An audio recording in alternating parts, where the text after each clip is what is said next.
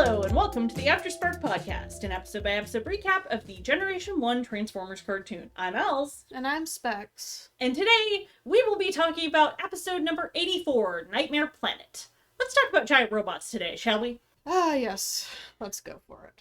That being said, our apologies, because we haven't recorded for about 2 months, due to shenanigans of the many kind. The real life sort. Of the real life sort, including, but not limited to, my computer shatting itself and being completely unusable. I could not access my file system. My files themselves were fine because they were on a completely different drive than the OS, but I couldn't access anything. And then I went on vacation. Specs went on vacation. I got a new job, and then I had to go on a business trip. Yeah. It's been a very eventful couple of months. Our apologies. But back to Transformers nonsense. Yep. We open with Daniel running through what looks like Cybertron and coming across several odd pieces of paraphernalia. A creepy Jack-in-the-Box, a witch, and Galvatron. The most horrifying of all, but also the most normal for Daniel. Daniel wakes up because, of course, this has all been a dream. Rodimus is revealed to be in Daniel's room, which, God, that must be such a big room, and Rodimus comforts him when Daniel wakes up. Roddy tells Daniel to imagine him beating up the giant Galvatron next time he has that dream. Carly and Spike show up, and we learn that they called Rodimus because Daniel respects him so much. And not that they're just, buddies. Not that Rodimus was his babysitter, or whatever.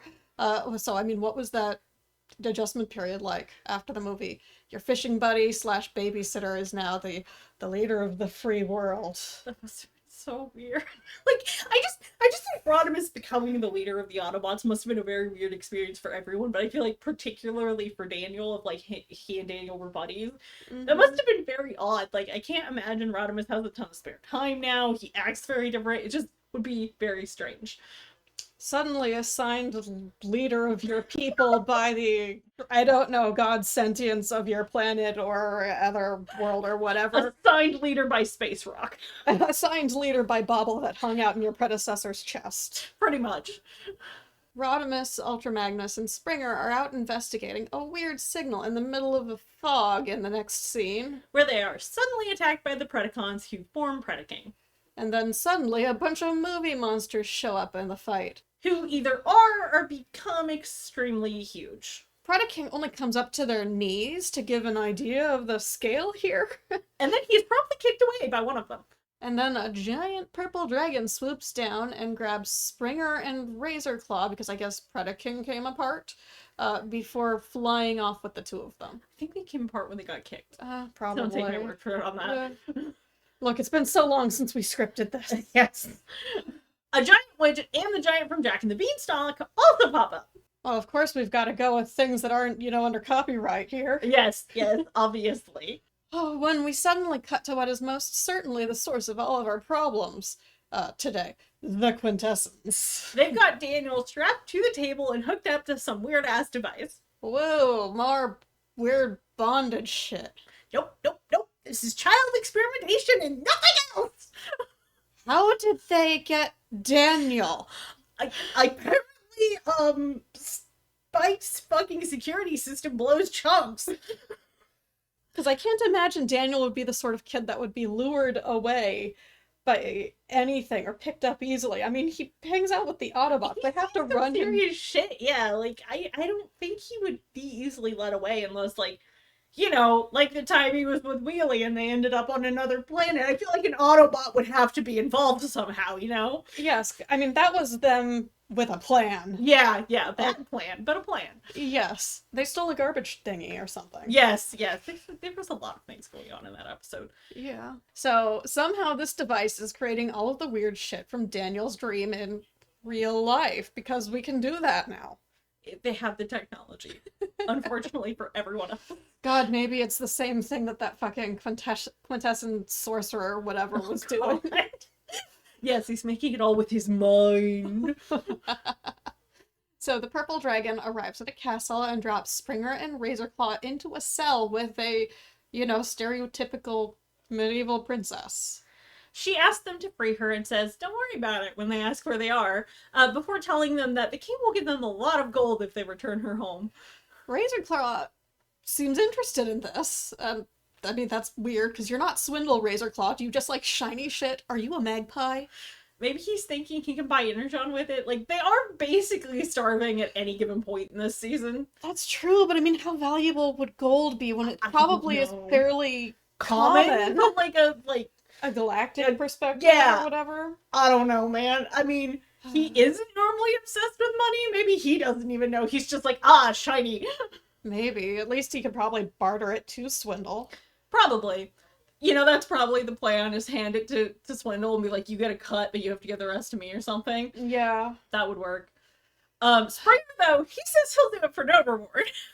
Razorclaw is definitely less enthused about this plan. The princess tells Springer that he'll need to find a magic lamp to defeat the dragon.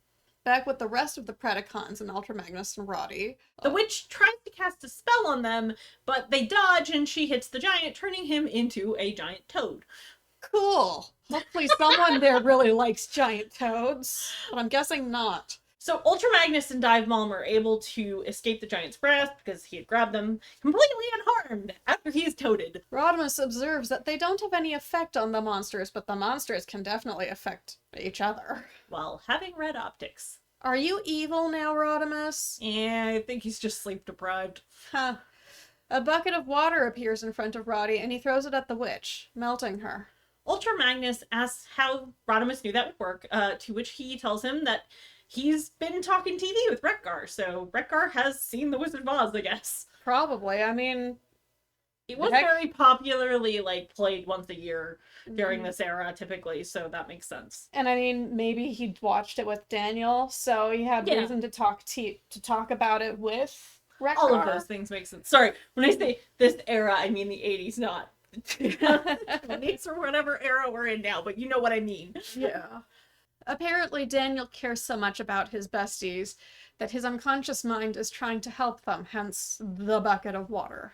The Quintessons increase the power on their device in an effort to keep Daniel from resisting them. I don't know how that'd work, but okay. This is just how the device works, okay? It's far too technical for our little human minds to comprehend. Yes. A giant, many-headed snake monster emerges from a crevice and grabs Ultra Magnus and Dive Bomb. Ultra Magnus and Dive Bomb have been assigned torment buddies by the plot today. Yep. I mean, that's one way to assign shipping things. Definitely. Well, at least they're assigned torture buddies until we come back from commercial. Because by then, the snake monster has grabbed everybody. A plane flies overhead and drops a bomb on the monster before saving Ultra Magnus. The pilot looks an awful lot like Daniel before he flies off. Dive Bomb seems to take offense at this for some reason, saying he could have shown that pilot some really fancy flying. Well, I guess he takes affront too, because he's supposed to be the... He's supposed to be the fly guy. Yeah. Rodimus proposes that they go save Springer and Razorclaw, but the Predacons don't want to cooperate with any Autobot scum, so they skedaddle on their own way. The Quintessons turn up the machine even higher, seeing that Daniel rescued his friends again. Meanwhile, the Predacons' rescue mission is going great, thanks for asking. Rampage has gotten his foot stuck in a giant robot-eating plant, and Tantrum has both legs stuck in giant plant mouths. They are saved by Rodimus and Ultra Magnus before the situation gets even weirder. Daniel's anxiety dreams are worse than mine. Evil clowns pop up, hit Tantrum and Rampage with giant balls that stick to their faces, and Headstrong is taken out by a water gun with water hose proportions of water coming out the end. Yep. One of the clowns jumps on Rodimus, and a giant loincloth lizard manifests and attacks Ultra Magnus. There's a lot going on in this anxiety dream. There is. Back in the jail cell, Razorclaw is loafing while Springer paces. But don't worry, Springer has a plan. We do not get to see this plan, as suddenly when we next see them, Springer's attacking the dragon with a spear. The princess begs Razorclaw to help Springer, but he doesn't help no Autobots. He eventually acquiesces, and Springer rides a robot lion into battle, which is a sentence that I got to say today.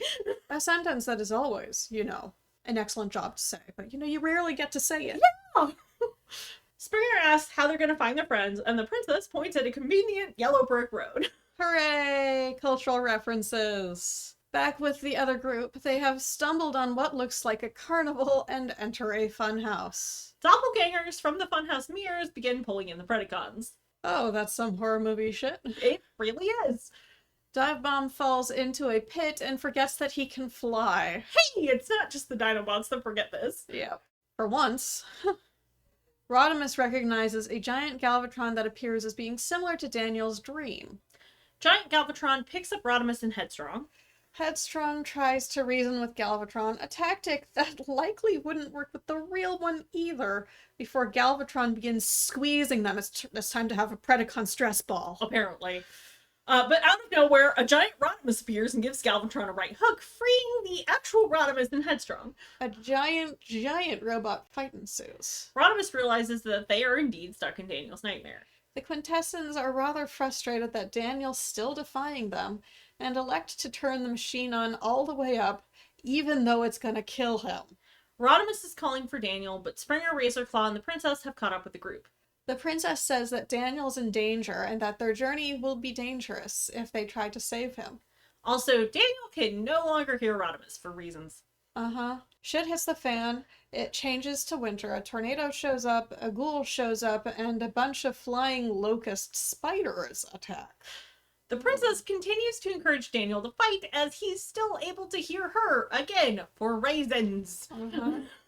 Daniel sits up and manifests a dragon in the room with the Quintessons. Okay, I am definitely leaning towards it's the fucking sorcery thing. Rodimus arrives and is able to rescue Daniel as the machine explodes and kills the Quintesson. Or the dragon killed them. I really fucking don't know. This is a hell of an episode. None of it's clear. Razorclaw orders the others to form Predaking, but they're tired and damaged, so they opt to head home instead.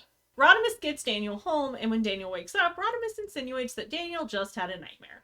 We're not telling that child that he got kidnapped by aliens. Again, this is going to probably cause some trust issues. Yeah, I mean, honestly, that's not the worst decision I've seen anybody make in the show. Yeah. But Daniel is a little confused when Rodimus mentions the giant snake monsters. Alright, join us next time for episode 85, The Ultimate Weapon. Where we will have to deal with French gang wars in the Netherlands. Don't ask. We can't answer. Neither does the episode, really. Alright, so we have some fan fiction recommendations for today, which are Daniel themed for reasons. So the first one is Familiar by Femme for Jack. It's G1 cartoon, rated G. There's slash. Our pairings here are First Aid and an original character. So our characters are First Aid, an original non-human character, Daniel, Witwicky, Metroplex, and Hot Rod. And in summary, I'll take care of Daniel, First Aid said firmly, mentally rehearsing the scathing report he would personally make to whoever's idea it had been to let that reckless frontliner watch over an 8-year-old human child. And so the reason I picked this was because it's Daniel and memories, because in the story, First Aid has been gone since Daniel was like a toddler, and Daniel was born prematurely and was basically, First Aid was taking care of him. So, yeah. And First Aid's partner was one of the people that was left behind and was also taking care of Daniel. So it was cute. Fair enough. I haven't read all of the series, but it's part 10 of Recline the Birth Former. If that gives you an idea of what the First Aid's boyfriend is like. So the second one is Wakeful by Raised by Moogles. It's G1 cartoon, rated G, Gen, no pairings. Our characters are Optimus Prime, Daniel, Witwicky, Jazz, Grimlock, Groove, Skydive, and Red Alert. And in summary, in the wee hours of the morning, Optimus makes a discovery. And I picked it because guess who's not sleeping? It's basically characters discovering stuff when they should be sleeping, and they're not. And if I'm remembering properly, because it's been like 4 weeks since I picked this, it involves playing video games. But yeah, it's a complete one-shot. And I thought it was cute, but as I said, I don't remember because it's been a while. It's been like a month or two. And that just about wraps it up for us today.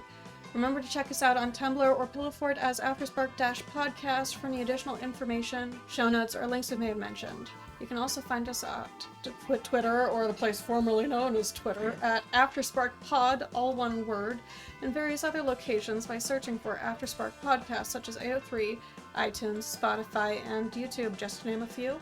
And feel free to send us questions on Tumblr, YouTube, or AO3. Till next time, I'm Specs. And I'm out. Toodles!